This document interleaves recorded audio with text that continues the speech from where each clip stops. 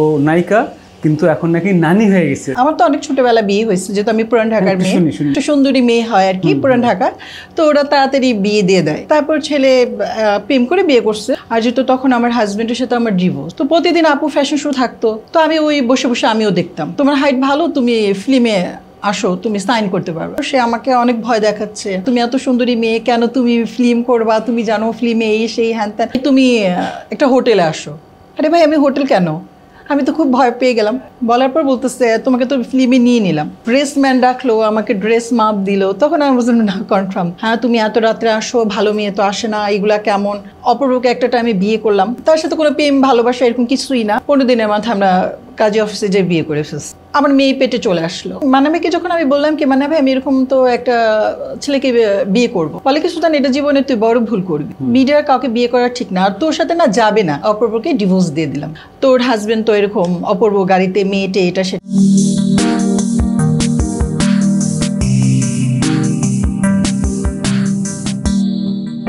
Welcome to Munjahid. আমি মুনজাহিদ। আমার guest আজকে সুজানা ইসলাম। না, সুজানা হচ্ছে একসময় বাংলা ফিল্মে অ্যাক্টিং করতো, কয়েকটা মুভি করছে। ও নায়িকা কিন্তু এখন নাকি নানি হয়ে গেছে। তা আমি এটা জানতাম না। নানি না, দাদু হয়ে গেছে। দাদি হয়ে গেছে। আচ্ছা, হ্যাঁ, ছেলে বিয়ে করেছে না? হ্যাঁ, ছেলে বিয়ে করে দাদি নাকি নানি হয়? দাদি হয়। আচ্ছা, সো আমি আসলে এগুলো শুনে খুবই অবাক হয়েছি। এর মধ্যে আমি অনেকদিন শ্যুট করতেছি না, বিকজ অফ আমাদের দেশে যে একটা টার্মোয়েল গেল, সেই জন্য চুল সব বড় হয়ে গেছে। অনেকদিন পরে জাস্ট ক্যামেরার সামনে আসছি অ্যান্ড শুরু করতেছি, দেখতেছি কীরকম হয়। এরপরে রেগুলার আমার যে সেলিব্রিটি শোজ অ্যান্ড আমার ক্যান্ডিডেট শোজ অ্যান্ড অন্যান্য যে শোগুলো হচ্ছে সেগুলো আমি আবার রিজিউম করতেছি। Okay Sujana, welcome to my show. ভালো আছো? দাদি ভালো আছেন? আচ্ছা, হ্যাঁ, প্রথম কথা হচ্ছে যে তুমি এই গল্পটা বলো, তারপরে আমি বাকি গল্পে ঢুকবো। তুমি আসলেই দাদি? আসলে হ্যাঁ, আমার একটা মেয়ে একটা ছেলে। ছেলেটা বড়, মেয়েটা ছোট। মেয়ের বয়স 14-16 বছর, আর ছেলেটা বিয়ে করছে। আমার একটা পিচে নাতিনও আছে, 3-4 বছর হয়ে গেল অলরেডি। তো আমার তো অনেক ছোটবেলা বিয়ে হয়েছে, যেহেতু আমি পুরান ঢাকার মেয়ে। আমি পুরান ঢাকার মেয়ে। আমার যখন 13 বছর বয়স, তখন আমি বিয়ে করছি। আমার ফ্যামিলি বিয়ে দিছে। তো আমাদের পুরান ঢাকার নিয়ম, যারা একটু সুন্দরী মেয়ে হয় আর কি পুরান ঢাকার, তো ওরা তাড়াতাড়ি বিয়ে দিয়ে দেয়, রাখতে পারে না। তো বিয়ে দিয়ে দিচ্ছে, তখন তার বুঝি নাই। এখন তো আমরা অনেক ফার্স্ট, অনেক কিছু বুঝি, তখন বুঝি নাই, বাচ্চা নিয়ে নিচ্ছে। তো ছেলে বড় হয়ে গেল। তারপর ছেলে প্রেম করে বিয়ে করছে, ওর পছন্দ মতো বিয়ে করছে, বাট ভালো লাগছে, মেয়েটা সুন্দর দেখতে, তো আমি মেনে নিছি। যেহেতু ওরা সংসার করবে, ওরা হ্যাপি থাকাটা বড় কথা। ওকে, এই গল্পে আসবো। ফিল্মের কাহিনী বলো। ফিল্মের গল্পটা হইলো, আমি যেহেতু পুরান ঢাকার মেয়ে, পুরান ঢাকার মানুষ এগুলো পছন্দ করে না, তো আমাকে তো ফিল্ম করতে দিবে না। আর যেহেতু তখন আমার হাজবেন্ডের সাথে আমার ডিভোর্স, ঠিক আছে, তখন আমার 1 বছরের বেবি রেখে বলছি। হ্যাঁ, 1 বছরের। তো তখন আমার পুরান ঢাকার একটা সিনিয়র একটা মেয়ে ছিল, ও ফ্যাশন শো করতো। ওই মেয়েটা আমাকে বলতেছিল কি, সুজান তোমার হাইট অনেক ভালো, তুমি মিডিয়াতে ব্যাক করো। তো আমি বলি, আমি তো এগুলো বুঝি না, আর আমার পুরান ঢাকার মেয়ে, আমাকে তো দিবে না। তো বলে কি, তোমার যেহেতু হাজবেন্ডের সাথে ডিভোর্স, তুমি কি করবা? তো আমি বললাম কি, ঠিক আছে তাহলে আপু তুমি আমাকে নিয়ে যাও, আমি দেখবো, ট্রাই করব। তো প্রতিদিন আপু ফ্যাশন শো থাকতো, তো আমি ওই বসে বসে আমিও দেখতাম। দেখার পর তখন আমি ভাবলাম কি, দেখি আমি ট্রাই করে। তখন আমি বিবি রাসেলের শো করতাম। তো শো করতে করতে একটা টাইম একটা সাংবাদিক এসে বললো কি, তোমার হাইট ভালো, তুমি ফিল্মে আসো, তুমি সাইন করতে পারবে। তো আমি খুব ভয় পাইতাম, এত বড় একটা জায়গায় আমি কিভাবে দাঁড়াবো, ফিল্মে সাইন করতে পারবো? হ্যাঁ। তো আমার একটা মনে ভয় ছিল কি, আমাকে এটা হবে না। তখন আমার একটা মনে জিত ছিল, যেহেতু আমি ডিভোর্স, আমার নিজের পায়ে দাঁড়াতে হবে, আমার বাচ্চাটাকে বাঁচাতে হবে। তখন আমি তোমার গেলাম। যার পর যে অপূর্ব রানা, অপূর্ব তার কাছে আমাকে নিয়ে গেল। জহির বাবু যে গল্প লেখে, তার বাসা আমাকে নিয়ে গেল। তো দেখানোর পরও সে আমাকে অনেক ভয় দেখাচ্ছে, ফিল্মে এই ফিল্ম সেই। তো আমি বললাম কি, আচ্ছা আমি একটু দেখি। তো উনি আমাকে ছাড়তেছিল না, বলে কি, না তুমি এত সুন্দরী মেয়ে, কেন তুমি ফিল্ম করবা, তুমি জানো ফিল্মে এই সেই হ্যান ত্যান। আমি বলি কি, আচ্ছা আমি দেখি না। তারপর বললো কি, আচ্ছা ঠিক আছে। সন্ধ্যা হয়ে গেল, আমি খালি বারবার বলতেছি আমার তো পুরান ঢাকা যেতে হবে, আমাকে আপনি ছাড়েন না কেন? বলে কি, না তোমাকে আর কি বসায় রাখছে, কথা বলতেছে, একটা পর একটা বলতেছে। বলতে বলতে সন্ধ্যা হয়ে গেল, পরে আমি চলে গেলাম। চলে যাওয়ার পরের দিন আমাকে ফোন করে বললো কি, এই তুমি একটা হোটেলে আসো। আরে ভাই, আমি হোটেল কেন? আমি তো খুব ভয় পেয়ে গেলাম, হোটেল কেন দেখা করব? বলে কি আসোই না, আমি তো ওই সব জায়গায় চিনি না, সত্যিকারই আমি কাকরাইলে এই সব জায়গায় চিনতাম না। তখন ও আমাকে বললো কি তুমি এখানে আসো। তো আমি আসলাম আমার একটা ফুপ্পিকে নিয়ে, যেহেতু আমি একা খুব একটা চিনি না জায়গা টাগা, ফুপ্পিকে নিয়ে আসলাম। আসার পর দেখি কি অনেক লোক, ঠিক আছে। তখন আমার ভয়টা কাজটা একটু কম করতেছিল। বলার পর বলতেছে তোমাকে তো ফিল্মে নিয়ে নিলাম, অপূর্ব রানা অপূর্ব আমাকে বলতেছে। আমি বলি সত্যি বলতেছে নাকি ফাজলামি করতেছেন? বলে কি না সত্যি। তো উনি যখন আমাকে ড্রেস ম্যান রাখলো, আমাকে ড্রেস মাপ দিল, তখন আমি বুঝলাম না কনফার্ম। তারপর যখন উনি আমাকে সাইন করালো, আমার মনে হয় লাইফে আমার একটা নতুন জীবন আসলো। আমি প্রচুর কাঁদতেছিলাম আর সাইন করতেছিলাম। কি ফিল্ম? ফিল্ম ওইটা হলো আমার নজর। ওকে, কে ছিল সাথে? ওইটাতে ছিল আমির খান, আমি, নদী। আমিন খান আর নদী, তারপর আরো অনেক আর্টিস্ট ছিল। কবে রিলিজ হয়ে গেল? কবে এটা অনেক আগে হয়েও গেছে অলরেডি। এটা তাও তো 15 বছর হয়ে গেছে মুভিটা মুক্তি পাইছে। তারপর এটা করার পর তারপর দরজা শাশুড়ি করলাম রাকিবের। আমি মৌসুমী, ফেরদৌস, আমি ফেরদৌসের বোন থাকি ওইটাতে। তারপরে এক দুই এরকম করতে করতে করতে করতে তখন আমার কাছে মনে হলো কি মিডিয়াটা ভালোই তো, করি না। তারপর করতে করতে তখন আমি পুরান ঢাকা থেকে যখন আসতাম খুব ঝামেলা করতো ফ্যামিলি, হ্যাঁ তুমি এত রাত্রে আসো, ভালো মেয়ে তো আসে না, এইগুলা কেমন।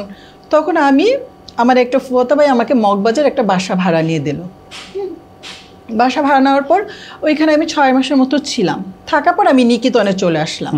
তখন নিকেতনে যখন আমি আসছি, তখন নিকেতন ধরো যে 2 নম্বরের গেটটাতে পানি আর রাস্তা প্রচুর ভাঙ্গা। কেউ আর কি নিকেতনের কথা বললেই ভয় পাইতো, কি তুমি রুমে একটা অন্ধকার জায়গা থাকো, কি ফালতু একটা জায়গা থাকো, এগুলো বলতো। তো আমি বলি কি না, আমার হলো ইচ্ছা কি আমি এস্টাবলিশড হব, আমি এখানেই থাকবো।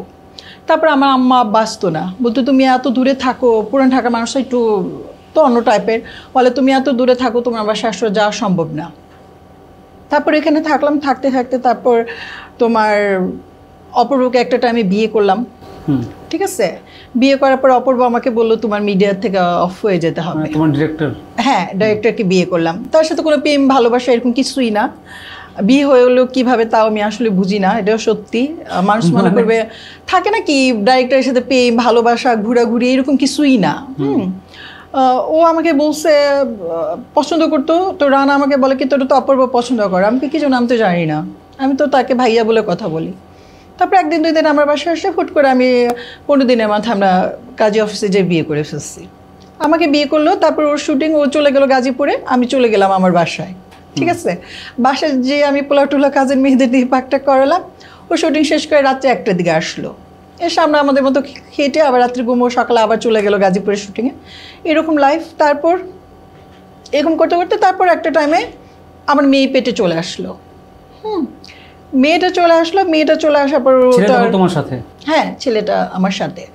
তারপর মেয়েটা চলে আসলো, মেয়েটা আসার পর অপূর্ব বলে না আর ফিল্ম করা দরকার নাই, সিম টিম ভেঙে ফেললো। যখন ওকে সবাই বলে কি সজনী কই, বলে কি আমি তো জানি না, বাট আমি হ্যাঁ আমার ফিল্মের নাম সজনী। তো তখন ওকে সবাই জিজ্ঞাসা, ও তো ওরই তো আমি তখন বউ, কিন্তু ও সবাইকে অ্যাভয়েড করতো, কাকে বলতো না ও যে আমাকে বিয়ে করছে। আবার আমাকে কেউ জিজ্ঞেস আমিও বলতাম না, শুধু মান্না ভাই তখন বেঁচে ছিল। মান্না ভাইকে আমি বলছিলাম কি মান্না ভাই আমি ফিল্মের একটা লোকরে বিয়ে করব। তো ফিল্মের মান্না ভাইকে যখন আমি বললাম কি মান্না ভাই আমি এরকম তো একটা ছেলেকে বিয়ে করব, বলে কি সুতরাং এটা জীবনে তুই বড় ভুল করবি, মিডিয়ার কাউকে বিয়ে করা ঠিক না, আর তোর সাথে না যাবে না, তুই তো অনেক ফাস্ট চলাফেরা করিস, তুই এই জিনিসটা করিস না। আমি তো করেই ফেলছি। তো মান্না ভাই মাঝে মাঝে আমার বাসায় আসতো। তা আমি তখন বললাম কি মান্না ভাই আমি তো ভুল করে ফেলছি, এখন তো আর কিছু করতে পারবো না, ঠিক আছে, তাকে তুই এটা ফস্তাবি একটা টাইমে। আমি আচ্ছা দেখি না কতটুকু টেনে নেওয়া যায়। তারপরে একটা টাইমে দেখা গেল কি আসলে হইল না সংসারটা। যখন আমার মেয়েটা 1 বছরও হয় নাই, ধরো 8-9 মাস, তখন আমি অপূর্বকে ডিভোর্স দিয়ে দিলাম। যে কোনো একটা কারণে ওকে আমি ডিভোর্স দিয়ে দিলাম, ও আমাকে ডিভোর্স দিতে চায়নি, আমি দিয়ে দিচ্ছি। আমি বলছি না তুমি তোমার মতো থাকো, আমি আমার মতো থাকি, বেবিটা আমার কাছে এখন পর্যন্ত। কি কারণ ছিল? কারণটা ছিল তখন আমি মাই টিভিতে চাকরি করতাম। তো মাই টিভিতে চাকরি যখন আমি করতাম, তা মাই টিভির স্টিকারটা কিন্তু আমার গাড়িতে দেওয়া ছিল। মাই টিভিতে কি চাকরি করতাম? মাই টিভিতে আমি মার্কেটিং এর সাইডটা আমি দেখতাম। তো তখন ও দেখা গেত আমার গাড়িতে ওই মেয়েটে আর কি গাড়িতে উঠাইতো, তো কাকরাইলে ম্যাক্সিমাম আত্মীয় স্বজনগুলো আমাদের ফিল্মের। তো তারা ফোন করে আমাকে বলে দিত কি এরকম সুজানা তোর হাজবেন্ড তো এরকম অপূর্ব গাড়িতে মেয়েটে এটা সেটা। তো ওকে যখন বাসায় আসতো, যখন আমি বলতাম, ও গাড়ি চাবিটা আমার কপালে উড়ায় ফেকতো। হ্যাঁ এইটা সেটা তোর কাছে মিথ্যা বলছে, এটা সেটা আমাকে, আচ্ছা ঠিক আছে মিথ্যা বলছে, ওকে তাহলে তুমি আমার গাড়ি আর ইউজ করো না, তোমার তো মোটরসাইকেল আছে তুমি এটা নিয়ে যাও। তো এরকম প্রতিদিনই ঝগড়াঝাটি করতো, ঝামেলা করতো। তো একটা টাইমে আমি বললাম কি আমি আর থাকবো না, আমি ডিভোর্স দিয়ে দেবো। তারপর আমার বাসায় একটা ছেলে ছিল, ছোটোবেলার থেকে অনেক বড় হয়ে গেছে, এখন ও 2টা বাচ্চার বাবা। ওই ছেলেটাকে মারছিল। আমি একটা জায়গায় গেছিলাম, আমি ওকে বলেই গেছি কি আমি এখানে যাচ্ছি, তুমি যদি যাও তাহলে আসো, বা আসার সময় আমাকে নিয়ে বাসায় ঢুকো। ও যায়নি আমাকে আনার জন্য। তো ওই ছেলেটাকে মারছে। তো ওই ছেলেটা ফোন করে বলতেছে আপু আমাকে তো অপূর্ব ভাইয়া অনেক মারছে। তা আমি বললাম কি তুই থানায় আয়, গুলশান থানায়, আমি বনানীতে আছি, আমি তোর থানায় নিয়ে যাচ্ছি, তোর গায়ে কেন মারবে। তখন অপরকে আমি ফোন করলাম কি তুই ওকে কেন গায়ে হাত দিছিস, তোকে তো আমি বলছিলাম। হ্যাঁ গায়ে হাত দিচ্ছে, ওরা নাকি সব জানে, ওর কাছে বলে না। ঠিক আছে, আচ্ছা মানে তোমার সম্পর্ক। হ্যাঁ, তো আমি বললাম আমি তো তোকে বলছিলামই কি আমি একটা দাওয়াত পাইছি, তুই আয়। তো তুই তখন আসলি না, তো ওর গায়ে কেন হাত তুলি।